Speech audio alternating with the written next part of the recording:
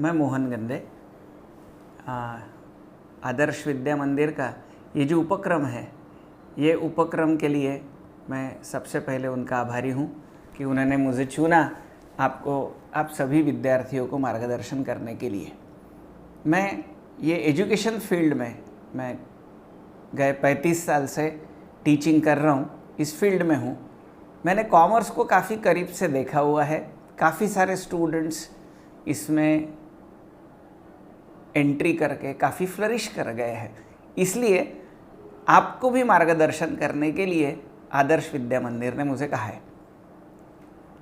Commerce कुछ नहीं है। कॉमर्स यानी कि एक एक्टिविटी, मैंने कोई चीज़ आपको बेची या मैंने कोई सर्विसेज आपको प्रोवाइड की। जैसे मैं टीचर हूँ और मैंने टीचिंग किया और आपसे फीस ली, तो मतलब what I am doing is I am giving you service, in exchange I am getting cash from you और funds from you. So it is an exchange of two things. One, against services I am receiving cash.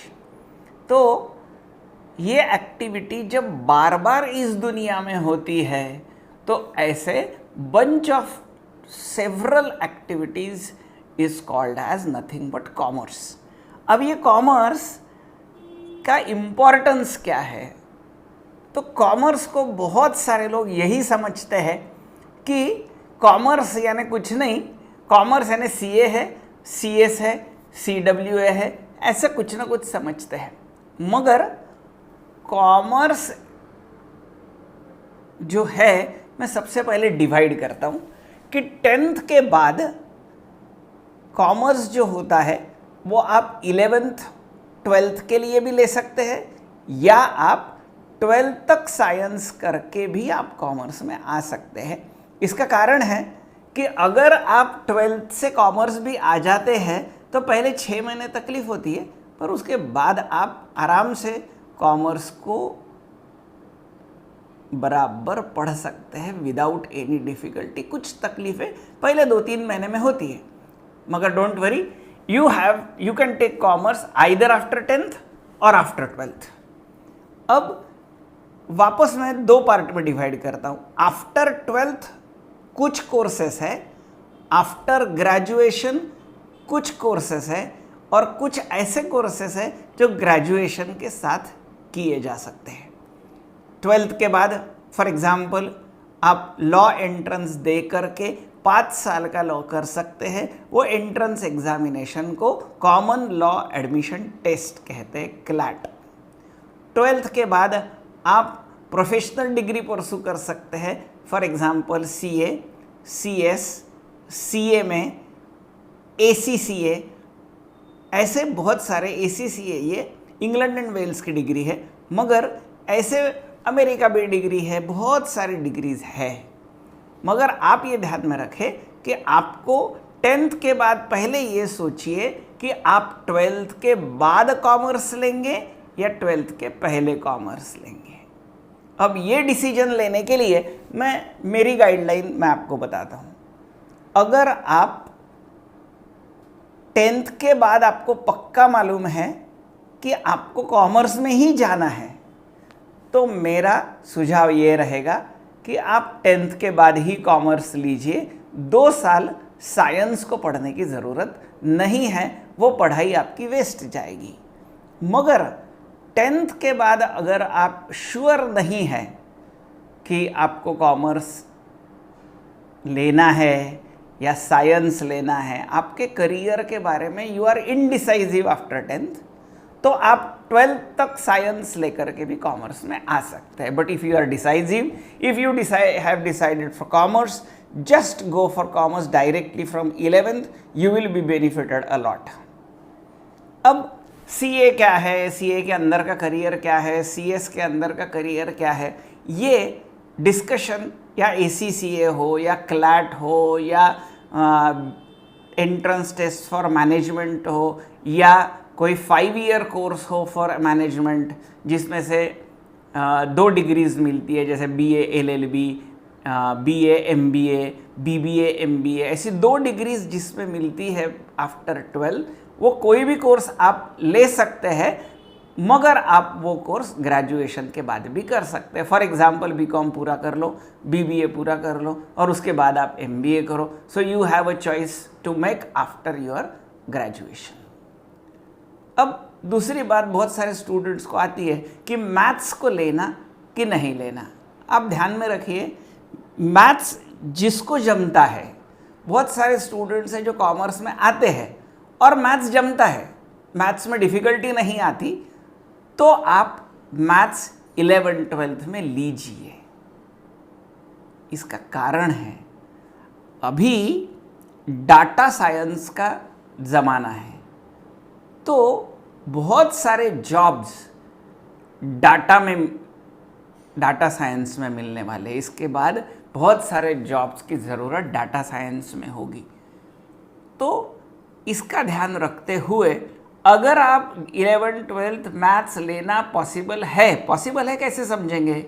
तो 10वीं में अगर आपको maths tough नहीं लगता, आपका maths का स्कोर 10th में अच्छा है, तो आप मैथ्स लीजिए, 11th-12th मैथ्स करिए। और कॉमर्स में ये ऑप्शन है कि आप मैथ्स ले सकते हैं। इस मैथ्स का उपयोग आपको एमसीए में भी होगा, इस मैथ्स का उपयोग आपको सीए के एग्ज़ाम में होगा या ओआर में भी हो सकता है, स्टैटिस्टिक्स में भी हो सकता है। इसीलिए आप 11th-12th मैथ्स लेंगे तो अच्छी बात होगी। अब सीएस को मैं ज़्यादा डिटेल में ना बताते हुए मैं आपको ये बताता हूँ कि आप 12th के बाद आप प्रोफेशनल डिग्री तुरंत परसू कर सकते हैं। उसके लिए वेट करने की, ग्रेजुएशन के बाद करने की ज़रूरत नहीं है, वो ग्रेजुएशन के साथ साथ हो सकता है। अगर आप ग्रेजुएशन के साथ साथ प्रोफेशनल डिग्री करते हैं तो बहुत अच्छी बात है, मगर ग्रेजुएशन के साथ साथ अगर आप कोई डिग्री मतलब प्रोफेशनल डिग्री परसू नहीं करते तो मेरा 100% ओपिनियन है कि आप अपने स्किल्स डेवलप करिए। अब स्किल्स कायम किस में डेवलप करना? बिल्कुल सिंपल है, spoken English, written English, expression बहुत इंपॉर्टेंट है आपका एक्सप्रेशन।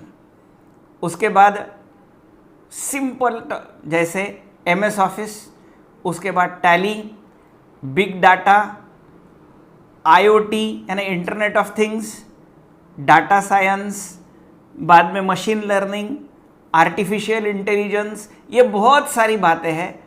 अगर आप इन चीज़ों में साथ साथ में ग्रेजुएशन के साथ अपने आप को ट्रेन करते हैं, मैं वापस बताता हूँ, 12वीं के बाद आप ग्रेजुएशन के साथ साथ प्रोफेशनल डिग्री करिए। प्रोफेशनल डिग्री नहीं करेंगे तो आप ग्रेजुएशन के साथ साथ आप कोई ना कोई स्किल कोर्सेस करते रहिए, ताकि ग्रेजुएशन होने तक आप सिर्फ ग्रेजुएट नहीं रहेंगे, आप एलिजिबल ग्रेजुएट रहेंगे। और इस एलिजिबल ग्रेजुएट की ज़रूरत आज की तारीख में काफ़ी ज़्यादा है। तो ध्यान रखें, मैं कह रहा हूँ आप ग्रेजुएट मत बनिए, आप एलिजिबल ग्रेजुएट बनिए। एलिजिबल ग्रेजुएट बनने के लिए जिस भी चीज़ का सहारा लेना है, आज की तारीख में कॉलेजेस में भी आप ग्रेजुएशन के साथ साथ स्किल कोर्सेज कर सकते हैं, या स्किल कोर्सेज आप सेपरेटली भी परसू कर सकते हैं। अब ग्रेजुएशन होने के बाद आपके पास पोस्ट ग्रेजुएशन की भी बहुत सारे ऑप्शंस अवेलेबल है। वो ऑप्शंस एक साथ एक वीडियो में कवर करना बहुत मुश्किल है, लेकिन मैंने ब्रॉड लेवल पे आपको 10th के बाद ग्रेजुएशन तक का सफ़र कैसे करना है वो मैंने आपको बताया। अब जहाँ तक जॉब अपॉर्चुनिटीज़ का सवाल है, जितने जॉब्स आज की तारीख में मार्केट में अवेलेबल है, उसमें से 65% जॉब्स ये कॉमर्स से रिलेटेड है। तो आप समझिए, कॉमर्स करने के बाद आपके पास 65% मार्केट ओपन है, और कॉमर्स अगर नहीं करते, बाकी कोई एरिया लेते, तो आपके पास 35% ओपन है। नहीं तो क्या होगा कि इंजीनियर लोग आकर के कॉमर्स में एंटर होंगे। तो बेहतर ये होगा कि आप डायरेक्टली कॉमर्स पढ़े, इंजीनियरिंग करके कॉमर्स में नहीं आए, डायरेक्ट कॉमर्स पढ़े, और आपको जॉब मिलना उतना मुश्किल नहीं है। जॉब सिर्फ और सिर्फ निर्भर करता है आप कितना ईमानदारी से एफर्ट्स देते हो। Your job is to put in best of efforts, jobs will automatically run towards you. Don't worry about the jobs. Best of luck.